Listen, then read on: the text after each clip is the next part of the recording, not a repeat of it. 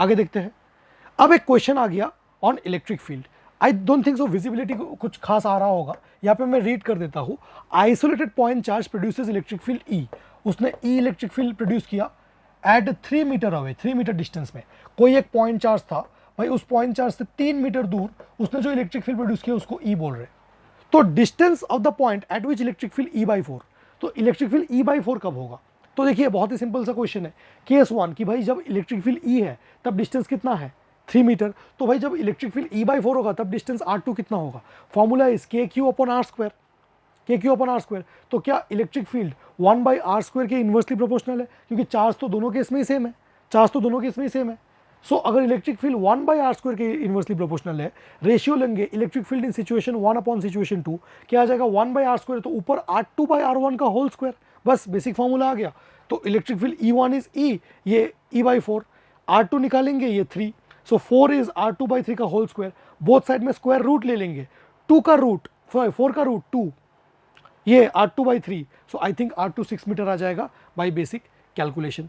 अब फिर से देखिए CBSE 2023 में पूछा गया सवाल, इलेक्ट्रॉन एक्सपीरियंसेस फोर्स कितना? आई कैप गिवन है, तो आज मुझे फोर्स को वेक्टर फॉर्म में रिपोर्ट करना है। 1.6 इंटू 10 की पावर माइनस 16 आई कैप इन इलेक्ट्रिक फील्ड ई। इसी इलेक्ट्रिक फील्ड को पूछ रहा है। तो आज जो मेरे पास फोर्स है बेटा वो वेक्टर फॉर्म में है, तो मुझे इलेक्ट्रिक फील्ड निकालने के लिए वेक्टर फॉर्म यूज करना पड़ेगा। देखते हैं। सो फोर्स इतना है, चार्ज ऑन इलेक्ट्रॉन आज मुझे नेगेटिव पुट करना पड़ेगा क्योंकि I am using the vector form F is equal to Q into E vector. So F का वैल्यू आई कैप के साथ साथ चार्ज आज मैंने नेगेटिव पुट किया। तो आज इस एग्जाम्पल से हमने समझा कि चार्ज कब नेगेटिव पुट करेंगे, कब नेगेटिव। आज मैं कौन सा फॉर्म यूज कर रहा हूँ, स्केलर फॉर्म या वेक्टर फॉर्म? आज तो मैं वेक्टर फॉर्म यूज कर रहा हूँ, इसलिए चार्ज का वैल्यू पुट कर रहा हूँ। यहाँ से इलेक्ट्रिक फील्ड आया एक नेगेटिव साइन की वजह से, ये आई कैप माइनस आई कैप बन गया। मतलब क्योंकि नेगेटिव चार्ज के ऊपर है, अगर फोर्स आई कैप की तरफ है, electric field is 10 to the power 3 minus i cap.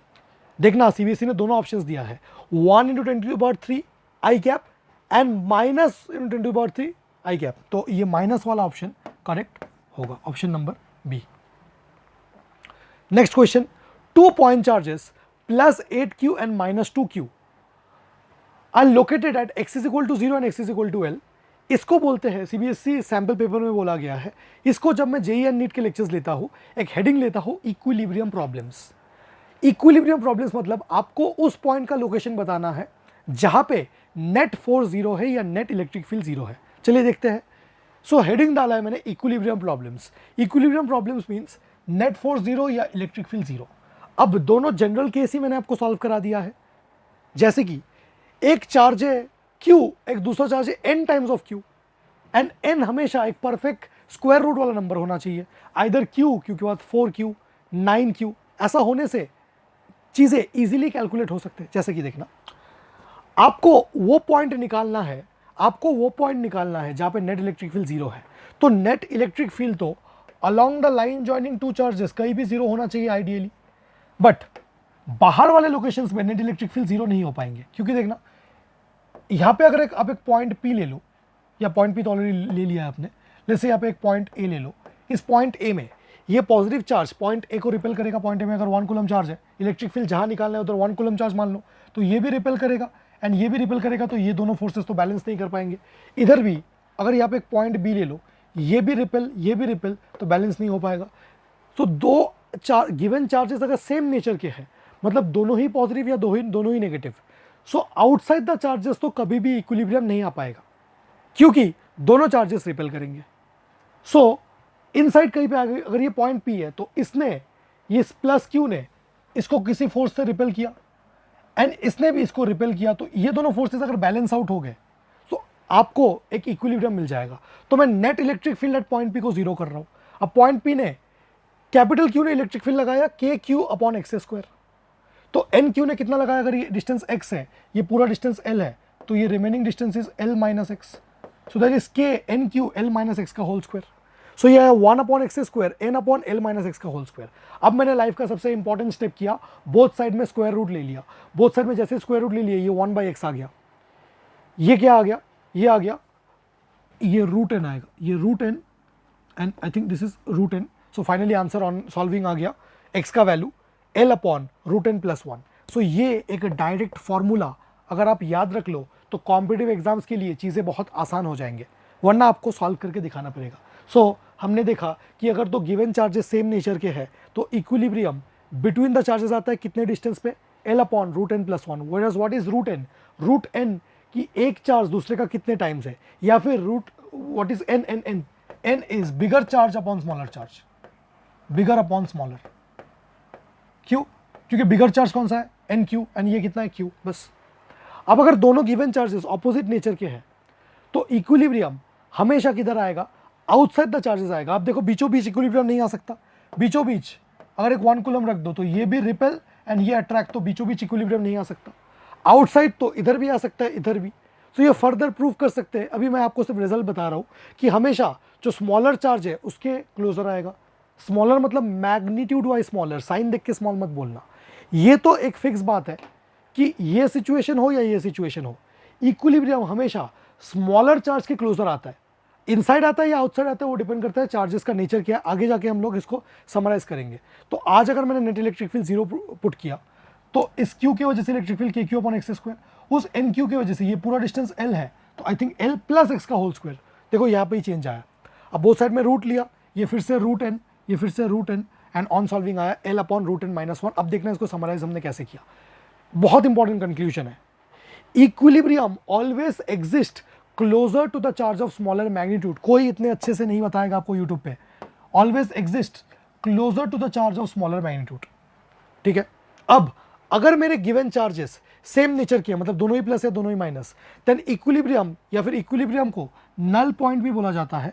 Null point exist between the charges, charges के बीचों बीच, मतलब एग्जैक्टली मिड पॉइंट नहीं, between the charges at x is equal to L upon root N plus 1। And अगर given charges opposite nature के हैं then equilibrium exist outside the charges at x is equal to L upon root N minus 1। And जो small n है that is bigger charge upon smaller charge. अगर इतना basic आपको याद है, अब देखते हैं कि इस क्वेश्चन का आंसर क्या होगा। अब इस क्वेश्चन को मैं दो तरीके से सॉल्व करूंगा, एक है बेसिक मेथड एंड एक है जो हमने अभी फॉर्मूला देखा। 2 point charges plus 8q minus 2q located at x is equal to 0 and x is equal to l on x axis. तो सबसे पहले हम लोग x एक्सिस डिफाइन कर लेते हैं अपना। तो ये जो x इज इक्वल टू 0 है, x इज इक्वल टू 0 में अपना कौन सा चार्ज है भाई, 8q। एंड ये जो x is equal to l है इसमें कौन सा चार्ज है, माइनस 2q। मतलब ये ऐसा सिचुएशन है कि ये l डिस्टेंस है। तो आज मेरे गिवन चार्जेस ऑपोजिट नेचर के हैं, अगर गिवन चार्जेस ऑपोजिट नेचर के हैं, इक्विलिब्रियम कहाँ आएगा, closer to charge of smaller magnitude. मतलब इक्विलिब्रियम आएगा यहाँ से x डिस्टेंस दूर। मतलब this is the situation is this. अगर मैं इसको सिंपली सो करूँ कि मेरे पास एक 8q था एंड 8q से माइनस 2q का डिस्टेंस था l। इक्विलिब्रियम आएगा कहाँ पे, जो ये स्मॉलर चार्ज है उससे x डिस्टेंस दूर एक पॉइंट P है जहाँ पे इक्विलिब्रियम आया। एंड मान लेते हैं कि हमने net electric field at point P को मुझे 0 पुट करना है। सो पॉइंट P में इसने कितना इलेक्ट्रिक फील्ड लगाया, इसने इलेक्ट्रिक फील्ड लगाया टुवर्ड्स राइट एंड इस माइनस 2q ने टुवर्ड्स लेफ्ट। ये दोनों इक्वल होगा। सो 8q की वजह से इलेक्ट्रिक फील्ड के 8q अपॉन 8q का distance is l plus x का होल स्क्वायर। एंड इसका डिस्टेंस अगेन हम लोग माइनस साइन पुट नहीं करेंगे, सिर्फ वैल्यू लिख रहे k into 2q upon x square. अब इसको सॉल्व किया जाए, k ने k को मारा, q ने q को मारा, ये आ गया 4 टाइम्स। तो I think 4 upon l plus x का square is 1 upon x square. Both side में अगर आप स्क्वायर रूट ले लो, तो 4 का 2 upon l plus X is 1 by X. Side change करो, 2x is l plus X. So I think x is equal to l। मतलब इस 2q से कितने डिस्टेंस पे इक्विलिब्रियम मिला, इस 2q से भी l डिस्टेंस दूर इक्विलिब्रियम मिला। बट जो फाइनल आंसर बताना है, फाइनल डिस्टेंस तो ओरिजिन से बताना है। अगर 2q से l डिस्टेंस है, क्योंकि x तो 2q से माना था ना, 2q से अगर l डिस्टेंस है तो ओरिजिन से कितने डिस्टेंस दूर इक्विलिब्रियम मिला, ओरिजिन से 2l डिस्टेंस दूर। अब देखना इस क्वेश्चन में 2 ऑप्शंस है, एक है 2l एंड एक है l, एक है 2l एंड एक है l। l मत देना, हमें सॉल्व करके l मिला तो l आंसर मत देना। l तो 2q से मेजर था, बट क्योंकि ओरिजिन डिफाइंड है 2 point charges plus 8q and minus 2q located at x is equal to 0 and x is equal to L. The point on the x axis where net electric field is 0. So point का जो distance है वो origin से देना है, कुछ नहीं बोला गया है, तो ऑरिजिन से वो तो 2L डिस्टेंस दूर आया। ठीक है, इसको अगर आपको डायरेक्ट करना था तो मेरे जो गिवन चार्जेस थे वो ऑपोजिट नेचर के थे, तो इक्विलिब्रियम आउटसाइड द चार्ज आएगा एंड स्मॉलर चार्ज से थोड़ा क्लोजर आएगा। तो ये जो डिस्टेंस है x का वैल्यू आप डायरेक्टली बोल सकते थे x is L upon root n minus 1। अब n ही निकालना है मुझे। What is n? n is bigger charge 8q upon smaller charge 2q, मतलब n इज 4। तो ये सॉल्व होकर कितना आया?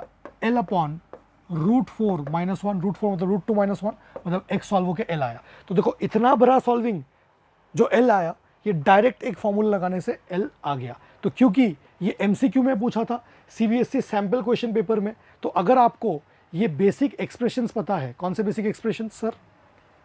जो अभी हमने कंक्लूड किया, ये कंक्लूजन्स अगर आपको पता है तो आपको इस इक्विलिब्रियम प्रॉब्लम वाले वैरायटी में कोई भी रोक नहीं सकता। पहले यहां तक नोट करो, इसके बाद हम लोग आगे देखते हैं।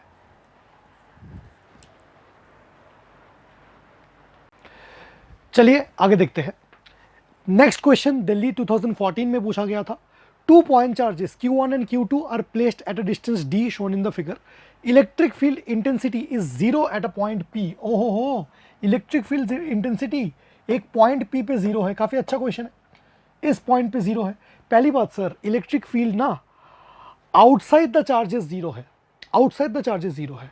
Right two conclusions. जब 2014 में ये क्वेश्चन पूछा गया था ना, बहुत स्टूडेंट्स ये अटेम्प्ट नहीं कर पाते थे, क्योंकि उस टाइम पे इतने अच्छे से टीचर्स कंक्लूजन्स नहीं दिया करते थे, स्टैंडर्ड टेक्स्ट बुक्स में इतने अच्छे से चीज़ें लिखा नहीं रहता। बट हमें पता है कि अगर equilibrium outside the charges exist करते हैं तो पहला कंक्लूजन तो ये हो गया कि चार्जेस ऑपोजिट नेचर के हैं, एंड ऑपोजिट नेचर के साथ साथ जो सेकंड कंक्लूजन है कि इक्विलिब्रियम हमेशा closer to the charge of smaller magnitude होता है। सो अगर इक्विलिब्रियम Q2 से क्लोजर है, point P is closer to Q1, that means first conclusion is that Q2 is smaller than Q1.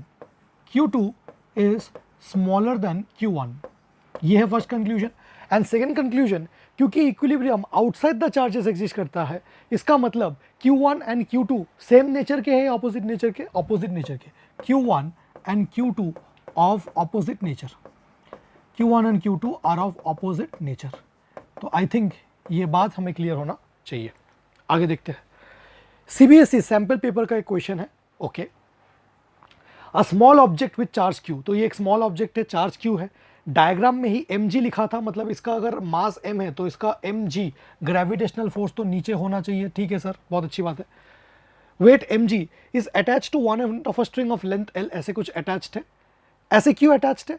क्योंकि initially कुछ भी ना होता तो ये जो ऑब्जेक्ट है जिसका मास m है, चार्ज Q है, ये चुपचाप ऐसे रहता। बट ना, उसने हॉराइजेंटल डायरेक्शन में एक इलेक्ट्रिक फील्ड लगाया है। हॉराइजेंटल डायरेक्शन में क्या लगाया बेटा? एक इलेक्ट्रिक फील्ड लगाया है। तो इसके ऊपर एक इलेक्ट्रिक फील्ड लगेगा एंड फोर्स लगेगा Q इंटू ई। इसलिए आफ्टर सम टाइम ये मास m चार्ज Q कुछ इधर आ जाएगा, वर्टिकल से एक एंगल थीटा बना लेगा, एंड इसके ऊपर इसका जो वेट है mg वो है वर्टिकली डाउनवर्ड। ये है पूरा सिचुएशन। Length L है, system is placed in uniform horizontal electric field as shown in the figure. In the presence of electric field, the string makes theta angle with the vertical. The sign and magnitude of Q पूछा है। The sign and magnitude of this charge Q पूछा है। अच्छा, तो पहली बात, electric field के direction में ही इस चार्ज Q का डिस्प्लेसमेंट हुआ। इनिशियली ये एकदम वर्टिकल था, जैसे ही इलेक्ट्रिक फील्ड स्विच ऑन किया ये राइट की तरफ शिफ्ट हो गया, मतलब ये जो चार्ज Q है ये पॉजिटिव है, ये तो for sure. So the charge Q is positive charge. क्यों है positive charge? Because it moves in the direction of electric field. Initially this black colour line shows that this is the initial position, this is the initial position and this is the final position. So the bob shifts in the direction of electric field. Now you want to find out the magnitude of this charge Q. ये कैसे निकालेंगे? थोड़ा सा आपको इसमें mathematically चीज़ों को resolve करना पड़ेगा। जैसे कि बहुत अच्छे समझना, ये था इनिशियल पोजीशन एंड ये हो गया अपना फाइनल पोजीशन। अब फ्री बॉडी डायग्राम ड्रॉ करते हैं। इसके ऊपर एक mg फोर्स नीचे, इसके ऊपर इलेक्ट्रोस्टैटिक फोर्स QE इस तरफ, एंड इसके ऊपर एक टेंशन T इस तरफ। 3 फोर्सेस है। अब ये तो बिल्कुल वर्टिकली डाउनवर्ड है, ये टूवर्ड्स राइट है, ये टेंशन कुछ तिरछा वाला फोर्स है। इस टेंशन को हमें 2 कंपोनेंट्स में रिजॉल्व करना चाहिए। बहुत लोग बोलते हैं सर क्यों? क्योंकि देखो ये ऑलरेडी टूवर्ड्स एक्स एक्सिस है, ये टूवर्ड्स नेगेटिव वाई एक्सिस है, ये टेंशन ही तिरछा वाला फोर्स है। अब ये वाला एंगल है विद द वर्टिकल थीटा। अगर ये एंगल थीटा है एंड मैं टेंशन को 2 कंपोनेंट्स में रिजॉल्व करना चाहता हूँ, एक है हॉरिजॉन्टल, एक है वर्टिकल, तो ये थीटा, तो ये अल्टरनेट एंगल ये थीटा, तो ये ऊपर वाला टी कॉस थीटा, जिसके साथ थीटा है वो टी कॉस थीटा, एंड ये वाला है टी साइन थीटा। आई होप ये रिजॉल्व आपको समझ में आया। सो क्योंकि ये बॉब करंटली रेस्ट पे है, तो T sine theta is QE, T sine theta is Q into E, and T cos theta is mg। दोनों को डिवाइड कर देते हैं। ये अगर इक्वेशन 1 है एंड ये अगर इक्वेशन 2 है, तो हम लोग इक्वेशन 1 को इक्वेशन 2 से डिवाइड करके क्या मिला? हमें मिला T sine theta upon T cos theta, T sine theta upon नीचे कितना टी कॉस थीटा, एंड इधर कितना? This is QE upon mg। So T ने टी को मार दिया, टी ने टी को मार दिया, sine theta upon cos theta is tan theta, that is QE upon mg। सो यहां से अगर चार्ज Q निकालेंगे, चार्ज Q निकालेंगे, वो कितना आ जाएगा? mg tan theta upon E, mg tan theta upon E। This is the value of charge. क्या ये किसी ऑप्शन में एग्जिस्ट करता है? देखो mg upon E into tan theta. So charge is positive and with magnitude mg upon E into tan theta. This is the answer. ये CBSE sample question paper में था। बहुत लोगों ने इसका आंसर को बहुत डिफिकल्ट बोला है, बट ये बेसिक थोड़ा सा मैकेनिक्स के नॉलेज से आ जाता है। चलिए देखते हैं। फॉरेन 2010 में क्वेश्चन पूछा गया है। क्या है कि अ मेटालिक स्फीयर, अब मेटल्स का एक प्रॉपर्टी है जो हम आगे जाके और देखेंगे चैप्टर 2 में। Metallic sphere placed in uniform electric field shown in the figure, which is the path followed by electric field lines.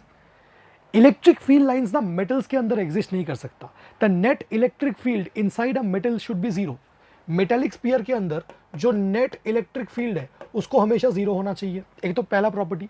तो जिस भी लाइंस में इनसाइड में इलेक्ट्रिक फील्ड है उसको तो आप लोग काट दो। सी एंड बी तो आंसर हो ही नहीं सकता, क्योंकि इनसाइड में इलेक्ट्रिक फील्ड है, जो कि पॉसिबल ही नहीं है। अब ए एंड डी में से कोई आंसर होगा।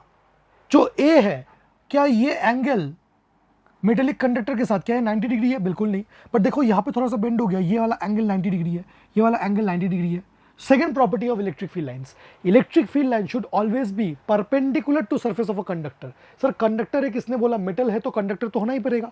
सो दो चीजें सीखे हमने। मेटल्स के अंदर net electric field zero, and क्योंकि मेटल्स कंडक्टर होते हैं तो कंडक्टर के लिए जो बेसिक प्रॉपर्टीज है कंडक्टर्स में, अगेन फिर से रिपीट करेंगे प्रॉपर्टीज ऑफ कंडक्टर एक हेडिंग लेके, electric field line should always B perpendicular to surface of a conductor at every point.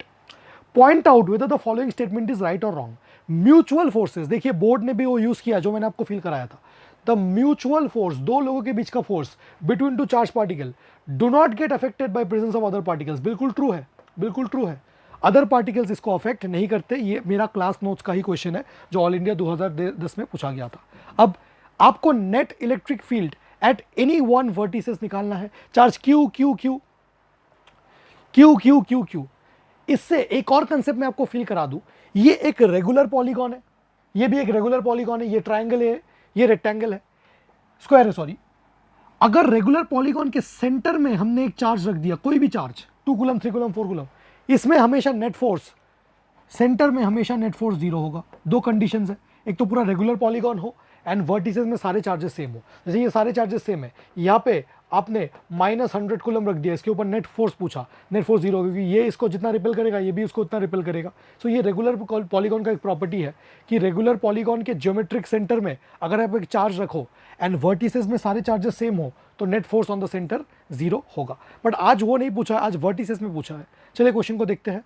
इसके पहले हम लोग बेसिक वेक्टर्स रिवाइज करते हैं। अगर दो वेक्टर्स है, a vector b vector, angle theta है, तो इनका resultant we get it using the formula √a² + b² + 2ab cos theta.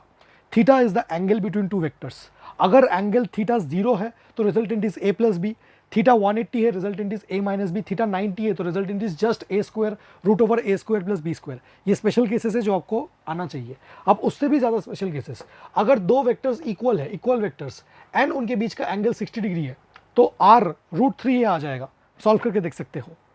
And अगर दो वेक्टर्स इक्वल है, एंगल 120 डिग्री है तो r एग्जैक्टली कितना आ जाएगा, a आ जाएगा। मतलब अगर आपके पास दो फोर्सेस है भाई, ये भी 5 न्यूटन एंड ये भी 5 न्यूटन, उनके बीच का एंगल है 120 डिग्री, तो भाई इनका जो रिजल्टेंट आएगा, इनका रिजल्टेंट r भी 5 न्यूटन ही होगा, ये बोलना चाह रहा है। ठीक है, अब देखते हैं कि q q q एंड इस वर्टिसेस में हम फोर्स निकाल रहे हैं। अब ये q and q distance l, तो ये q and q distance l, तो जिस वर्टिसेस में फोर्स निकाल रहे हैं उसको पिंक कलर से शो करते हैं इसको। अब इसको कौन कौन फोर्स लगाएगा, ये चार्ज q है l डिस्टेंस दूर एंड ये चार्ज q है l डिस्टेंस दूर। सो ये वाला जो फोर्स लगाएगा एंड ये वाला जो फोर्स लगाएगा वो सेम ही है। मैं क्या कहना चाह रहा हूँ, I am finding the net force at this vertices. कौन कौन फोर्स लगाएगा, l डिस्टेंस में एक चार्ज q एंड फिर से l डिस्टेंस में एक चार्ज q।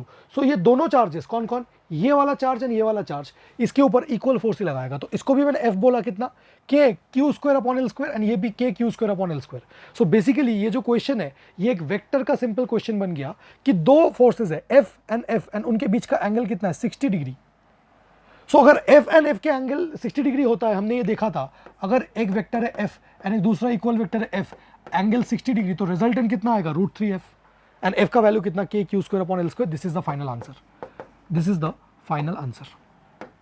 अब यहाँ पे देखना q q q q l l l l, अगर इत्तू सा l तो ये हाइपोटेनियस इज रूट 2l, हमने पहले भी समझा था। अब मुझे इस एक पर्टिकुलर चार्ज पे फोर्स निकालना है, जैसे मैं इस पे निकालता हूँ, किसी पे भी निकालूँ आंसर सेम आएगा।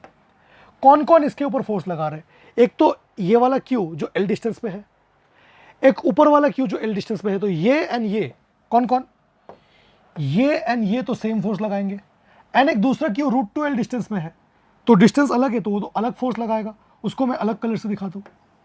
इन तीनों का फोर्स लिखना है, पहले इस वाले Q की वजह से लिखते हैं, इस वाले Q की वजह से जो फोर्स आएगा, लेट्स कॉल इट F, कितना है, k q square upon l square. अब इस वाले Q के लिए जो भी फोर्स आएगा वो भी F है, F कितना है, k q square upon l square. अब इस वाले Q के लिए जो फोर्स है वो तो अलग आएगा, उसको हम लोग कुछ और नाम दे देते हैं, मान लीजिए F2 दे देते नाम, एंड वो इस लाइन के अलॉन्ग होगा एंड दिस इज F2, कितना है, k charges q into q q square, distance कितना, रूट 2l का होल स्क्वायर। बहुत लोग यहाँ पे गलती करते हैं, प्लीज देखना जिसके ऊपर हम फोर्स निकालते हैं उसको छोड़ो। L डिस्टेंस दूर एक चार्ज Q, L डिस्टेंस दूर एक चार्ज Q, तो इसने अगर फोर्स लगाया F, इसने फोर्स लगाया F, उसका फोर्स अलग वेरिएबल से नाम देते हैं F2। अब इसका आंसर कितना आ रहा है, k q square upon 2l square. अब इतने कॉम्प्लिकेटेड एक्सप्रेशंस को हटा के चीज़ों को सिंपल कर दो, एज इफ इस चार्ज Q के ऊपर एक फोर्स इधर है F, एक फोर्स इधर है F एंड एक फोर्स इधर है F2। बताओ नेट फोर्स कितना होगा, इन दोनों का, ये जो इन दोनों का रिजल्टेंट निकालेंगे, इन दोनों का रिजल्टेंट निकालेंगे तो ये तो एग्जैक्टली 45 डिग्री पे है। इन दोनों का रिजल्टेंट निकालेंगे तो वो एग्जैक्टली इस F2 के अलॉन्ग ही होगा एंड वो कितना होगा, F एंड F का रिजल्टेंट। अरे अगर एक वेक्टर है F, एक दूसरा वेक्टर है F, इनका रिजल्टेंट रूट 2F आएगा, isn't it? एंड वो रूट 2F एग्जैक्टली F2 के अलॉन्ग आएगा। What I mean to say is, right now my diagram is there is a charge and एक F इधर, एक F इधर, F2 को छोड़ो, ये F एंड F मिलके रिजल्टेंट कितना देगा, F एंड F मिलके रिजल्टेंट रूट 2F देगा एंड ऑलरेडी एक F2 इसी डायरेक्शन में था, ऑलरेडी एक F2 इसी डायरेक्शन में था। So my net force is root 2F plus F2। ठीक है, आई थिंक क्वेश्चन में नेट इलेक्ट्रिक फील्ड पूछा था क्या, यस नेट इलेक्ट्रिक फील्ड पूछा था। आई एम सॉरी मैं फोर्स निकाल दे रहा हूँ, इलेक्ट्रिक फील्ड निकालना है तो बस आप एक ही चार्ज को ले लो, ठीक है, k q स्क्वायर मत लो, बस k q ले लो। बात एक ही है, मैं फोर्स से समझा रहा हूँ क्वेश्चन को। रूट 2F कितना, what is F, k q square upon l square, k q square upon l square plus what is F2, F2 is k q square upon 2l square. ये अच्छे competitive exam से पूछा गया है ये question. अब यहाँ से अगर k q square upon l square आप कॉमन ले लो तो आंसर आएगा root 2 plus 1/2। This is the answer to the question. I hope ये बेसिक बात आपसे क्लियर हो गई होगी। CBSE 2025 का एक क्वेश्चन है, 3 point charges plus Q each placed at the vertices of an equilateral triangle side L. What should be the value and sign of the charge kept at the centroid so that all the charges on the vertices remain in equilibrium. बहुत interesting question है, बहुत important question है.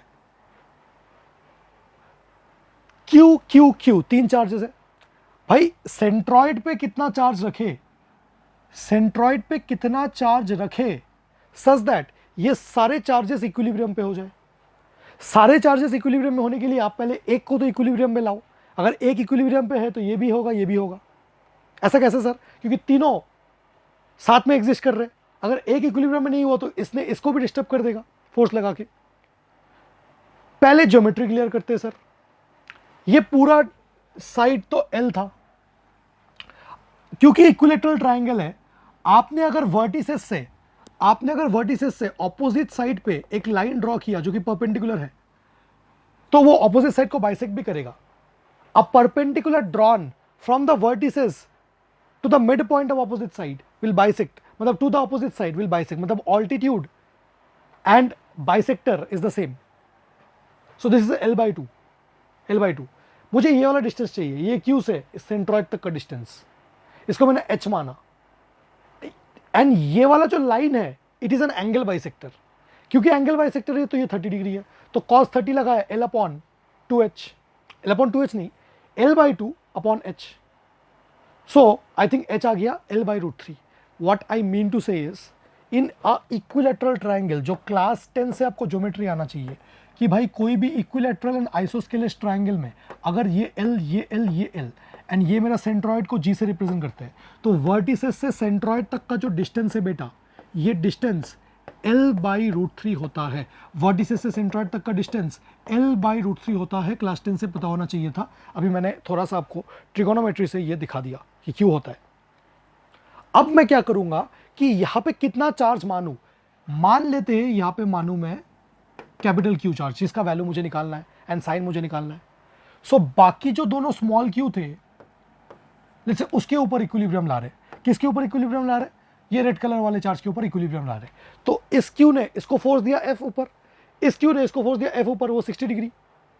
तो ये capital Q अगर इनको attract करेगा तभी तो इक्विलिब्रियम आएगा. इसलिए तो ये पूछा है कि सेंट्रॉइड में जो चार्ज है उसका वैल्यू कितना होना चाहिए एंड साइन कितना होना चाहिए. पहली बात, साइन तो नेगेटिव आना चाहिए सच दैट ये कैपिटल Q इसको अट्रैक्ट करे, क्योंकि विदाउट अट्रैक्शन तो इक्विलिब्रियम नहीं आ पाएगा. अच्छा, ये F एंड F का रिजल्टेंट ऊपर की तरफ √3F एंड ये नीचे की तरफ इसका force, let's call it F2. So I think ये F2 को should be equal to √3F. Please समझना, इसने इसको F फोर्स दिया, इसने इसको F फोर्स दिया 60 डिग्री में, F 60 डिग्री तो √3F. इस √3F को अगर ये कैपिटल Q वाला फोर्स बैलेंस कर दे, एंड कैपिटल Q कितना फोर्स लगा रहा है, कैपिटल Q कितना फोर्स लगा रहा है, K capital Q upon distance कितना है, ये वाला डिस्टेंस इज L/√3 का स्क्वायर. यही आपको बताना था, इज √3F. F कितना, F is K Q square upon L square, क्योंकि इन दोनों के बीच का फोर्स है, K Q square upon L square. So I hope थोड़ा सा सॉल्व करके ये आ जाएगा. ये ऊपर चला गया. सो this is K Q L square, ये 3 है, and this is √3 K Q square upon L square. L square गया, K गया. क्या 3 को √3 इंटू √3 लिख सकते हो? यहाँ पे कितना आ रहा है, यहाँ पे आ रहा है 3Q should be equal to √3 Q square. मुझे तो ये कैपिटल Q का वैल्यू निकालना है. Capital Q is √3 Q square upon 3. क्या 3 को √3 इंटू √3 बोला जा सकता है? सो ये कट गया. क्या मैंने कुछ गलत किया क्या? Let's see. ये कैपिटल Q, हाँ यहाँ पे एक कैपिटल Q एंड एक स्मॉल q आना चाहिए था. एक स्मॉल q आना चाहिए, तो एक स्मॉल q कट जाता, एक ही स्मॉल q रहता है इधर, स्क्वायर नहीं रहता. ओके, सो आंसर कितना आया, Q अपॉन √3 नहीं, बाय लॉजिक. ये तो हमने बस वैल्यू सॉल्व किया, ये तो वैल्यू है, बट बाय लॉजिक जो फाइनल आंसर है capital Q should be minus of Q by √3. This is the answer. एक और बार अगर एक्सप्लेन करूं, सेंट्रॉइड पे कितना चार्ज रखना है, मान लेते Q चार्ज रखना है. नेचर क्या होगा, पॉजिटिव या नेगेटिव होगा. अगर वो नेगेटिव ना होगा तो इसको अट्रैक्ट नहीं करेगा, क्योंकि बाकी दोनों रिपेल कर रहे हैं तो इसको अट्रैक्ट करना चाहिए. बाकी दोनों रिपेल करके जितना नेट फोर्स जनरेट करे √3F, उसको उतना ही ऑपोजिट फोर्स जनरेट करना चाहिए अगर उसको इक्विलिब्रियम में लाना होगा। एंड वर्टिसेस से सेंट्रॉइड तक का डिस्टेंस L/√3 होता है, जो हमने ट्रिगोनोमेट्री से प्रूव किया। So this was an important question. I hope यहां से आपको आज के बाद ऐसे टाइप के क्वेश्चंस में दिक्कत नहीं आएगा। सीबीएसई 2024 में एक क्वेश्चन पूछा गया जो as it is NEET and JEE Mains या फिर AIEEE में भी पहले पूछा गया था। सिंपल सा क्वेश्चन है, two charge particles P and Q having same charge, दोनों का चार्ज सेम है but different masses MP and MQ travel equal distances, दोनों इक्वल डिस्टेंस जाता है in uniform electric field in time TP and TQ। Neglecting effect of gravity, आपको effect of gravity neglect करना है, ratio of TP and TQ निकालना है। अब यहाँ पे इनिशियल वेलोसिटी कुछ भी नहीं बोला गया है। इनिशियल वेलोसिटी अगर कुछ भी ना बोला जाए, वैसे तो जीरो नहीं मानते, बट यहाँ पे रेशियो लेना है। रेशियो में तो S = UT + ½ VT²। अगर आप इनिशियल वेलोसिटी को जीरो ना मानो तो वो रेशियो अच्छे से आप नहीं ले पाओगे, इन ऑप्शंस के साथ मैच नहीं कर पाओगे। सो ऑल्दो इस क्वेश्चन में थोड़ा सा बोलना चाहिए था कि इनिशियली रेस से स्टार्ट करते हैं, बट ये जो ऑप्शंस गिवन है उन्होंने बाय डिफॉल्ट ये मान लिया है कि रेस से स्टार्ट करते हैं। सो दो पार्टिकल्स है P एंड Q, दोनों रेस से स्टार्ट करते हैं। इलेक्ट्रिक फील्ड दोनों के लिए टुवर्ड्स राइट है एंड दोनों कितने डिस्टेंस L डिस्टेंस ट्रैवल करते हैं दोनों। एक का मास है MP, एक का मास है MQ। तो एक्सीलरेशन ऑफ पार्टिकल P कितना है?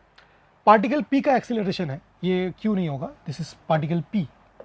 अच्छा, दोनों का चार्ज सेम है इसलिए चार्ज को Q दे रहा हूँ। ओके कोई बात नहीं, ठीक है। सो एक्सीलरेशन कितना होगा? QE/MP and acceleration of Q क्या होगा? QE/MQ। दोनों का चार्ज सेम, देखो दोनों का चार्ज सेम और दोनों का मास अलग, ठीक है। S = UT + ½ VT² यूज कर रहे हैं। U तो जीरो है तो U × T वाला टर्म जीरो हो गया। सो ये L डिस्टेंस ट्रैवल करा, half acceleration QE/MP time TP² and ये भी L = half QE/MQ time TQ²। हमने क्या किया भाई? कुछ भी नहीं किया। दो पार्टिकल्स थे, एक पार्टिकल P, एक पार्टिकल Q, दोनों का charge same QQ, electric field दोनों में टुवर्ड्स राइट, दोनों का masses different MP and MQ। Acceleration निकाल लिया, टोटल फोर्स QE, इसका भी टोटल फोर्स QE, बट इसका मास MP, इसका मास MQ। दोनों ने इक्वल डिस्टेंस ट्रैवल किया। S = UT + ½ VT² लगा दिया, दोनों के लिए रेस से स्टार्ट किया। So half QE/MP TP², half QE/MQ TQ²। इतना समझ में आ गया। अब ये इक्वल टू ये, बिकॉज दोनों ही L डिस्टेंस है। So according to question this is equal to this. Half ने हाफ को बोथ साइड से मार दिया, QE ने QE को मार दिया। So TP² is MP/MQ। So TP/TQ is √MP/MQ, √MP/MQ। So I think option number C is the correct option. Simple था, आप लोग कर सकते हो। ये एक अच्छा क्वेश्चन है। Electric field E is setup between two parallel plates of a capacitor. Exactly capacitor क्या है अभी हम लोग आगे चैप्टर में देखेंगे, बट अभी के लिए आप समझो कि दो पैरेलल प्लेट्स है, एक में चार्ज पॉजिटिव, एक में charge negative. Electron enters the field symmetrically. एक इलेक्ट्रॉन V0 स्पीड से एंटर कर रहा है, ठीक है। Length of the plate is L, find the angle through which it comes out. So यहां पे जाके जब यहां से निकला, क्योंकि ना उसके ऊपर, अब प्लीज समझो, इलेक्ट्रॉन है तो इसमें इलेक्ट्रिक फील्ड का डायरेक्शन तो +2- है इलेक्ट्रिक फील्ड का डायरेक्शन, बट क्योंकि इलेक्ट्रॉन एक नेगेटिव पार्टिकल है तो नेगेटिव पार्टिकल में जो फोर्स होगा वो ऑपोजिट टू इलेक्ट्रिक फील्ड होगा। सो कंटिन्यूअसली एक फोर्स लग रहा है E times of E, small E times of capital E, जो ऊपर है, इसलिए वो ऊपर ऊपर ऊपर ऊपर ऊपर डिवाइड करके जब वो निकला कुछ थीटा एंगल में निकला, इसी को हमें निकालना है। तो यहाँ पे मैंने सिचुएशन फिर से शो किया है। प्लीज देखो, L लेंथ का प्लेट है, ये पॉजिटिव प्लेट, ये नेगेटिव प्लेट। इलेक्ट्रिक फील्ड का डायरेक्शन क्या है बेटा? +2- ही इलेक्ट्रिक फील्ड का डायरेक्शन, बट इलेक्ट्रॉन के ऊपर जो फोर्स है वो फोर्स का डायरेक्शन ऊपर की तरफ है, इसलिए वो ऊपर बेंड हो गया। अगेन वंस अगेन भाई, electric field is from +2-, I agree with that. बाहर दिखाता हूं तो अच्छा लगेगा, एक सेकेंड। इलेक्ट्रिक फील्ड +2- ही है, बट इलेक्ट्रॉन के ऊपर जो फोर्स है वो ऊपर की डायरेक्शन में है, E टाइम्स ऑफ E, इसलिए वो ऊपर चला गया एंड यहाँ पे कुछ V वेलोसिटी से निकल गया। उसी V वेलोसिटी को मैंने दो कंपोनेंट्स में ब्रेक किया, एक है Vx अलोंग x एक्सिस, एक है Vy along y axis. And x axis and y axis के मोशन को हमने अलग से शो किया। अब प्लीज देखना, what is the initial velocity in x axis horizontal direction में? Ux is V0। Acceleration in x direction, भाई x डायरेक्शन में तो कोई फोर्स ही नहीं है, सारा फोर्स तो y डायरेक्शन में भी है। सर बट ग्रेविटी भी तो है y डायरेक्शन में। कुछ भी ना बोला जाए तो आपको ग्रेविटी का इफेक्ट को इग्नोर करना है। यहाँ पे क्वेश्चन में इग्नोर ग्रेविटी या नहीं भी बोला जाए तो इसमें नहीं लेना है, इग्नोर ग्रेविटी, ठीक है सर। x एक्सिस में कोई एक्सीलरेशन नहीं है, a एक्सिस 0। s x कितना हॉरिजॉन्टली चला भाई? L डिस्टेंस हॉरिजॉन्टली चला, हमने यूज किया v is equal to U plus A T, but उसी को V X U X A X T लिखा बिकॉज सारे एक्स एक्सिस में है, तो V X is we naught. Please समझो, इनिशियली वो वी नॉट स्पीड से एंटर कर रहा है, क्योंकि एक्स डायरेक्शन में कोई एक्सेलरेशन ही नहीं है, तो जिस स्पीड से एंटर कर रहा है वी एक्स वही है। अब मैं S is equal to U T plus half A T square लिख रहा हूँ, मतलब S X is U X T plus half A X T square, क्योंकि एक्सेलरेशन ही नहीं है एक्स एक्सिस में, ए एक्स वाला टर्म गया, तो एस एक्स मतलब l is we naught t, मतलब time to cross the plate, कितने टाइम उसने स्पेंड किया inside the plate, that is l upon we naught. बहुत सिंपल है।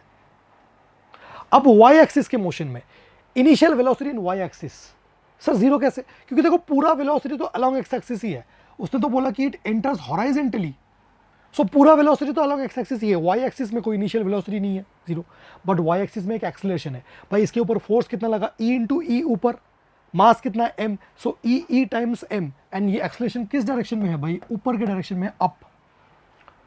Initial velocity in y direction is zero, final velocity in y direction uy plus A Y T, so वो गया ay, what is ay e by m, and what is t, time तो यही होगा l upon we naught. X axis के motion को analyse करो या y axis के मोशन को, टाइम तो l अपॉन वी नॉट ही होगा। सर यहाँ तक तो बहुत अच्छे से समझ में आ गया, प्लीज इतना पहले देखो, अच्छा क्वेश्चन है, इतना पहले देखो। ये क्वेश्चन अगर मैं नहीं कराता तो एनसीईआरटी का एक क्वेश्चन हम लोग नहीं कर पाते। अब हमें tan थीटा निकालना है भाई, tan थीटा क्या हो जाता है, tan थीटा ये this much is vy and this much is vx, tan theta is vy by vx, and vy कितना है, vy को उठा के पुट कर दो e l upon m v naught, and vx कितना है v naught, so tan theta आ गया e small e electronic charge electric field l upon n v naught का स्क्वायर। एंड ये जो पाथ इलेक्ट्रॉन ने फॉलो किया, ये पाथ क्या है, कर्व्ड है, एंड ये पाथ एग्जैक्टली पैराबोला है या नहीं है, उसको प्रूव करने के लिए मैंने s is equal to U T plus Y U T plus half A T square निकाला, बट वाई एक्सिस में हमने लगाया एस वाई एक्सिस पे कितना चला, मान लेते वाई एक्सिस पे उसने वाई डिस्टेंस मूव किया, तो वाई पुट किया half A Y E M by T L by V naught का whole square, and on solving ये इतना आ गया, ठीक है। अब L मतलब क्या, L मतलब x एक्सिस में कितना चला, इंस्टेड ऑफ L देखो y is proportional to L square, instead of L I can also write x, so y proportional to x square आ गया। सर नहीं समझा, मतलब y is equal to half E M by L square V naught है, तो L मतलब जितना उसने मूव किया along x axis, as X is equal to L, so I can just put x here, that shows that y is proportional to x square आ गया, and ये जो पाथ है ये पैराबोला है। सो अगर आपसे प्रूफ करने बोले कि ये पाथ पैराबोला है तो आपने प्रूफ कर लिया, एंड tan थीटा निकालने बोला था, tan थीटा भी हमने निकाल लिया। इससे एक इंपॉर्टेंट कंक्लूजन आता है यहाँ पे, इससे एक इंपॉर्टेंट कंक्लूजन आता है, दो चीज़ें मैं लिख देता हूँ अगर ये वाला बात क्लियर नहीं हुआ, कि एक तो y इज इक्वल टू कितना आया, हाफ ई बाई एम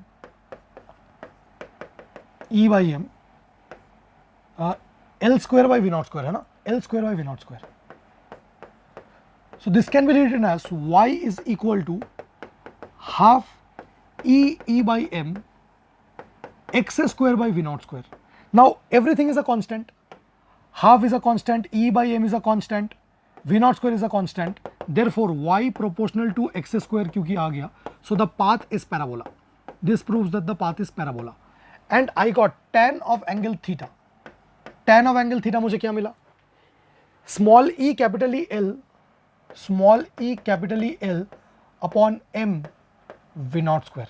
ओहो हो सर, एक बात अच्छे से देखो, यहां से अगर बाकी चीजें कांस्टेंट है, सुनना, अगर इलेक्ट्रिक फील्ड हमने कांस्टेंट रखा, length of the plate constant रखा, जिस वेलोसिटी से एंटर किया उसको कांस्टेंट रखा, तो हम बोल सकते हैं कि tan theta is proportional to E by M, अगर बाकी चीजें कांस्टेंट है, अगर इलेक्ट्रिक फील्ड वगैरह बाकी चीजें कांस्टेंट है।